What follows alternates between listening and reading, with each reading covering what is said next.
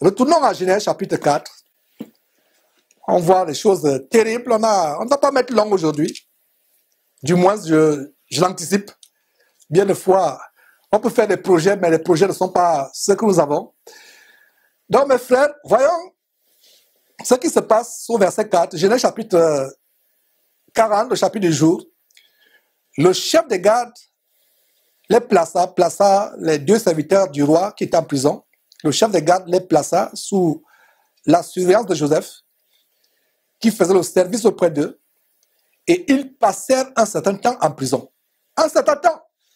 Et quand ces gens par qui le plan du Dieu devait s'accomplir arrivent en prison, ce n'est pas sur le champ, ce n'est pas une semaine après, ce n'est pas un mois.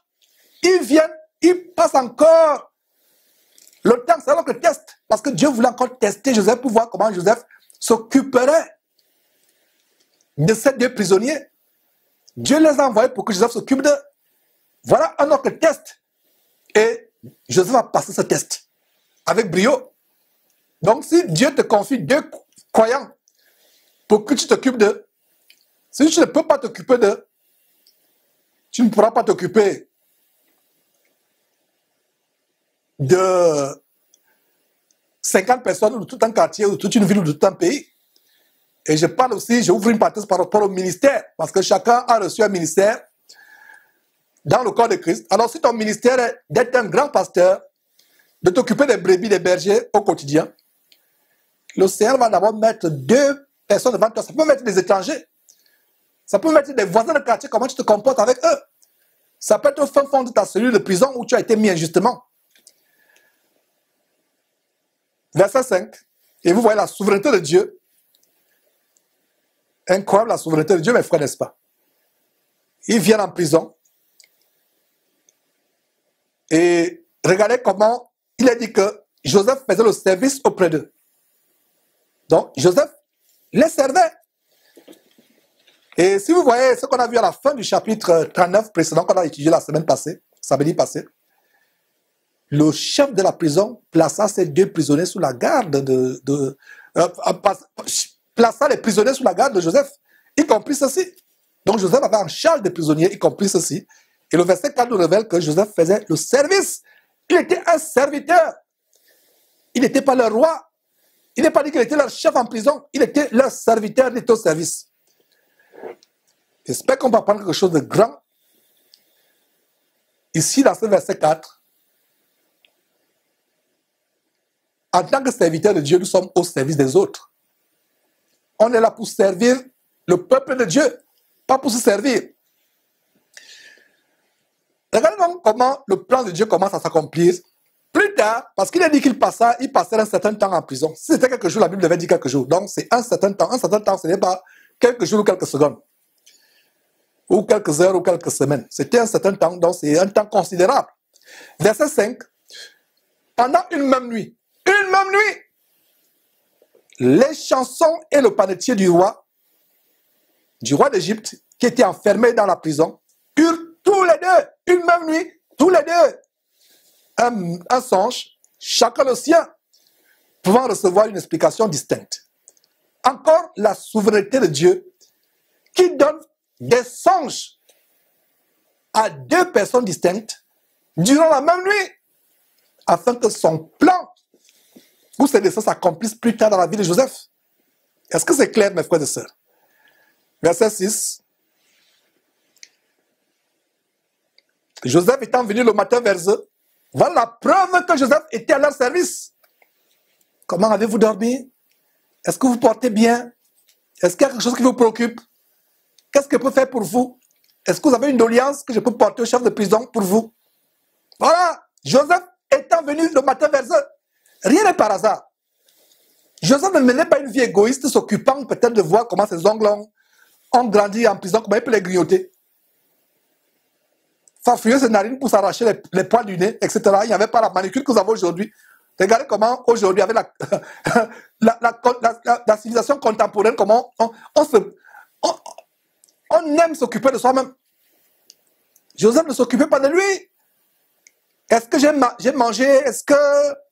il ne se souciait pas de ce que ses habits en haillons ne pouvaient plus couvrir toute son intimité. Il ne se préoccupait pas. Le matin arrive, Joseph se lève. Il va vers eux. Est-ce que vous voyez le détail? Quel homme! Cet homme, Joseph, nous remplit de honte.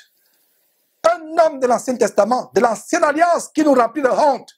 Nous qui sommes parvenus à cette plus excellente, la meilleure administration, la meilleure alliance que le monde ait jamais connue. La nouvelle alliance après Jésus-Christ. Mais regardez comment un homme de l'Ancienne Alliance nous remplit, vous et moi, de honte. Il vient le matin, il les regarde. Regarde. Regardez mes frères et sœurs, Joseph étant venu le matin vers eux, les regarda. Bien de fois, on lit la parole de Dieu très vite. Vous avez vu ces passages par le passé? Est-ce que vous avez prêté attention à ces détails? Prochainement, prêtez attention à tous les détails. Joseph étant venu vers le matin, les regarde. Regardez, un parent qui prend soin de ses enfants, le matin, qu'est-ce qu'il fait? Il va, avez-vous bien dormi? Est-ce que vous portez bien? Voilà comment Joseph s'occupe des étrangers que Dieu a mis à sa charge. Et vous comprenez donc pourquoi le verset 4 dit que Joseph était à leur service. Rien n'est par hasard. Rien n'est par hasard. Voilà un détail de comment le matin se lève, il avait cette habitude, il les regarda. Il voulait s'assurer qu'ils se portent bien. Mais ce matin-là, le verset continue, verset 6, et voici, ils étaient tristes. Donc, contrairement à tous les matins où s'ils se portaient bien, ce matin, ils sont tristes. On verra au verset 7 qui suit immédiatement un autre détail de la merveilleuse nature de Joseph. Allons-y au verset 7 sans transition. Verset 7. Alors, verset 7.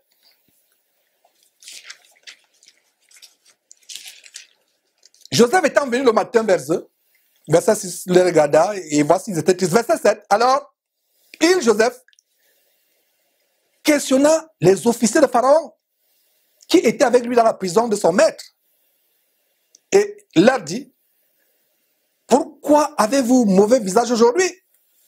Pourquoi avez-vous mauvais visage? Mes frères, cette question mérite qu'on ouvre un peu une petite parenthèse. Ça nous montre quelque chose de très grand encore sur la vie de Joseph que nous devons imiter. Joseph lui-même, depuis des années, jusqu'au moment où il voit ces deux prisonniers tristes, lui-même, Joseph, endure de terribles persécutions, de terribles tribulations, mais il se soucie des autres et non pas de lui-même. Avez-vous compris cela, mes frères, mes sœurs? Incroyable, Joseph. Joseph ne coule pas des larmes pour ses propres problèmes, mais il coule les larmes pour les problèmes des autres. Si nous, chrétiens, nous pouvions arriver à ce niveau, je n'ai pas dit si vous pouviez, nous pouvions. Mes frères et sœurs, nous sommes ici pour nous challenger, pour nous secouer. Joseph ne coule pas des larmes pour ses propres problèmes, mais il coule les larmes pour les problèmes des autres. Contrairement à ces deux autres prisonniers, Joseph n'avait pas mauvais visage. Lui se soucie, pourquoi avez-vous mauvais visage? Joseph ne pouvait pas avoir un mauvais visage tous les jours et aller demander aux autres, pourquoi avez-vous un mauvais visage? Joseph avait une devise, tout va bien malgré les tribulations. Je suis dans la joie. 1 Thessaloniciens 5,17. Soyez toujours comment? Joyeux. Soyez joyeux. Mes frères et sœurs, voilà un homme qui, malgré ses tribulations, malgré ses persécutions, n'a pas un visage triste, n'a pas un visage défait. Il est confiant. Il est serein. 1 Thessaloniciens plutôt, chapitre 5, verset 16. Soyez toujours joyeux. Le verset 17 dit, priez sans cesse. Mais ce qui vous intéresse, c'est 1 Thessaloniciens chapitre 5, verset 16. Soyez toujours joyeux. Malgré les problèmes que Joseph avait, il n'avait pas un visage triste, il n'avait pas un mauvais visage. Joseph n'avait jamais eu un mauvais visage. Il n'avait pas partagé ses problèmes avec qui que ce soit. Il n'avait pas dit à qui que ce soit qu'est-ce qu'il endurait. Comme on verra ici-bas, plus loin dans quelques versets, les deux prisonniers vont lui confier leur histoire. Mais Joseph ne dit rien de tout ce qu'il a enduré jusqu'à ce jour. Il ne leur dit pas, oh, mes méchants frères m'avaient vendu. Je suis arrivé dans les chaînes, dans la maison d'un Potiphar, alors que je le servais avec abnégation, avec dévouement pendant des années. Sa femme diabolique, Madame Potiphar, qui voulait coucher avec moi, m'accusait injustement de viol et d'adultère. Et me voilà, je me retrouve dans ce cachot, loin de mon père. Je ne sais pas si mon père vit toujours. Je ne sais pas si je vais revoir mon père un jour. Mes frères et sœurs, c'est terrible. Et voilà, mes frères, comment nous sommes dans la joie de voir comment Joseph, nous avons une petite perturbation, mais on va continuer.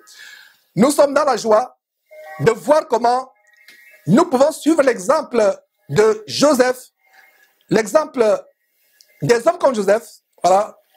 Et Joseph ne dit rien de ses problèmes. Quelle joie de savoir qu'on peut devenir comme Joseph, chrétien, chrétienne. Toi qui passes le temps à raconter ta vie à tous tes collègues connaissent ta vie. Tout le quartier connaît ta vie. Tout le quartier connaît la misère que te fait ton mari. Tout le quartier connaît la misère que te fait ta femme. Tes collègues de travail savent. Même tes propres parents savent toutes les misères que te fait ton mari. Moins de choses, tu te confies à tout le monde. Suis l'exemple de Joseph. Le matin, il se lève, on voit toujours son visage rayonnant. Ce n'est donc pas surprenant comment il avait la faveur des hommes. Il est dans la maison de Potiphar. Potiphar lui donne le gouvernement de toute sa maison jusqu'au champ. Il est en prison. Dès que le prisonnier le voit, le chef de prison, pardon, dès que le geôlier, le chef de prison le voit, le gardien de prison le voit, le chef de la prison le voit, il dit, voilà quelqu'un qui doit être en charge avec tout le monde. Parce que les autres sont abattus. Il est toujours jovial.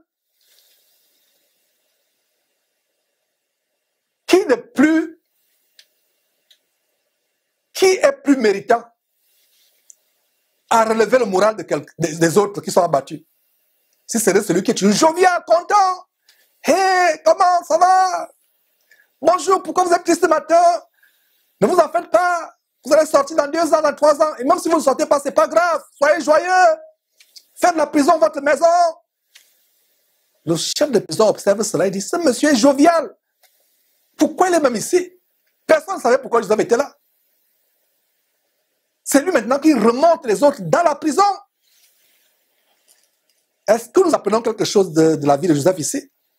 Mon frère, ma soeur, est-ce que tu apprends quelque chose de Joseph? Cesse de dire ta vie à tout le monde. Moins de problèmes, les gens sont au courant. Moins de situations, tout le monde est au courant. Ta vie tu deviens une véritable radio où tu diffuses ta vie à longueur de journée. Tu te plains, tu murmures. Et tu dis que tu es chrétien. Et dimanche, tu vois avec la grosse Bible. Dans ta soi-disant église qui n'est qu'un cas de constatation qui mène en enfer. Parce qu'on ne t'enseigne pas ces choses. Tu passes le temps à te lamenter, à pleurnicher. Et comment tu vas enseigner la Bible à quelqu'un si tu passes le temps à pleurnicher? Regardez. Joseph n'a pas passé le temps à raconter sa vie, à pleurnicher.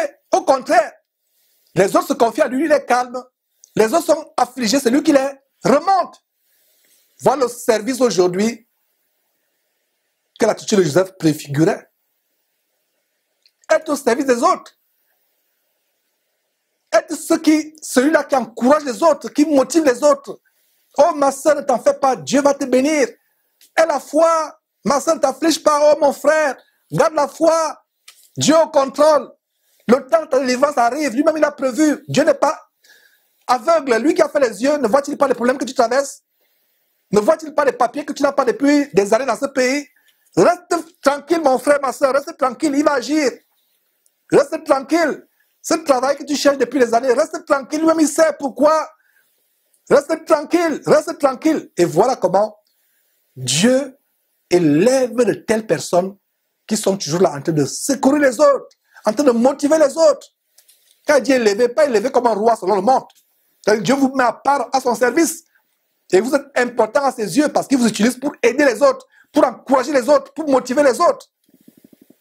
Mes frères et sœurs, ce n'est pas surprenant que Dieu ait choisi un tel homme pour plus tard être le berger ou l'administrateur de tout le pays d'Égypte.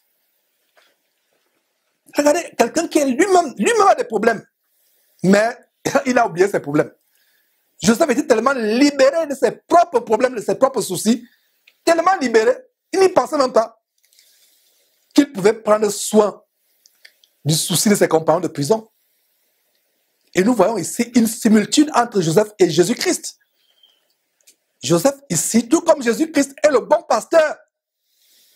Jésus dit, je suis le bon pasteur. Et Joseph ici est un bon pasteur prenant soin de l'âme des autres, ne se préoccupant pas de sa propre vie. Voilà comment Dieu a testé Joseph pour voir si Joseph pouvait bien s'occuper de deux personnes par rapport à leurs problèmes. Et Joseph a passé ce test avec brio, comme les autres tests. Dieu a dit, laissons un peu voir si Joseph peut bien s'occuper de ces deux personnes. Et s'il s'occupe bien de ces deux personnes, alors je lui donnerai de s'occuper de tout le pays d'Égypte. Et il a réussi. Les gens aujourd'hui veulent avoir des églises avec des milliers de personnes, remplir les stades, alors qu'ils ne peuvent même pas s'occuper de deux personnes. En fait, c'est d'eux-mêmes qui s'occupent. Ils veulent remplir les stades, avoir des grosses églises, entre guillemets, pour être roi, pour se remplir les poches. Mon frère, sois fidèle avec deux personnes que Dieu te confie.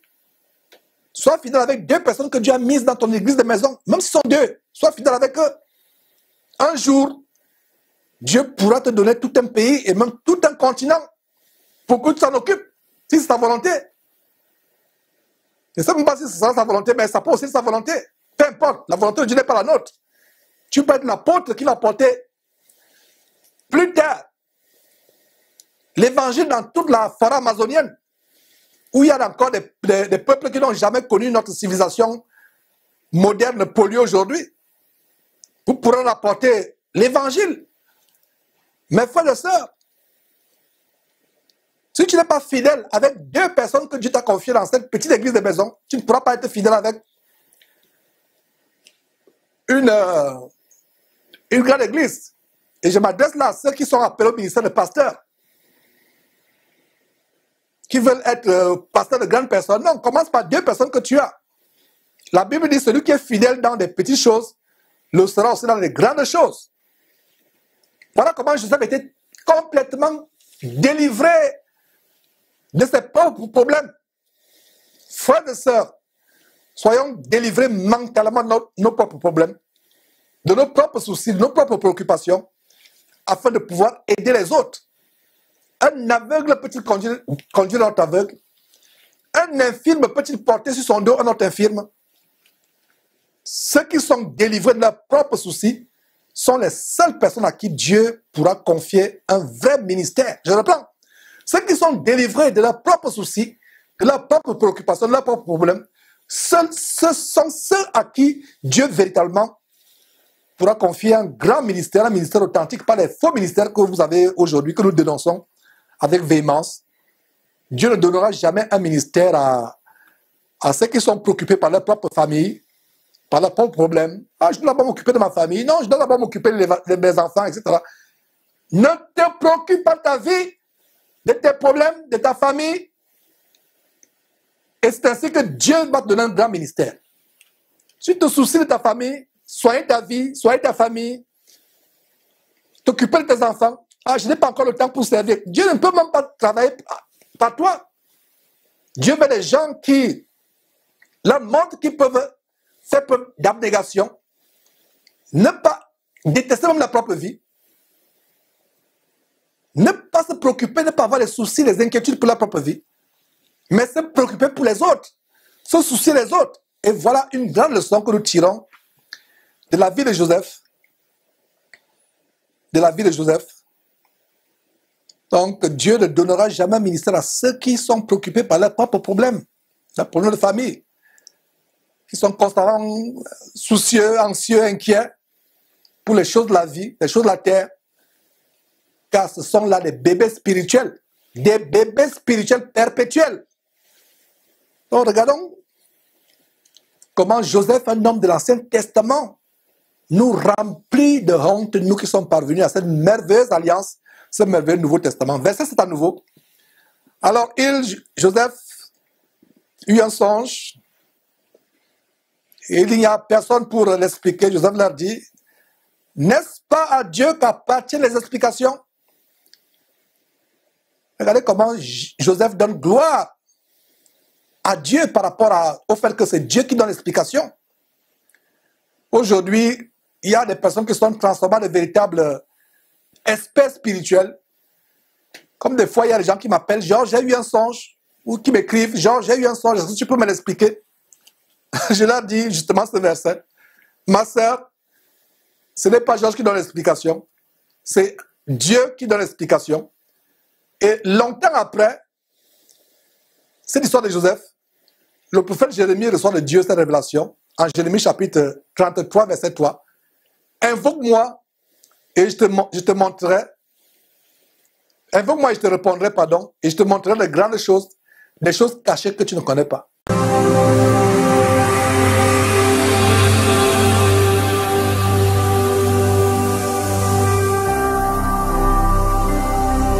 Jésus-Christ TV, vous connaîtrez la vérité et la vérité vous affranchira.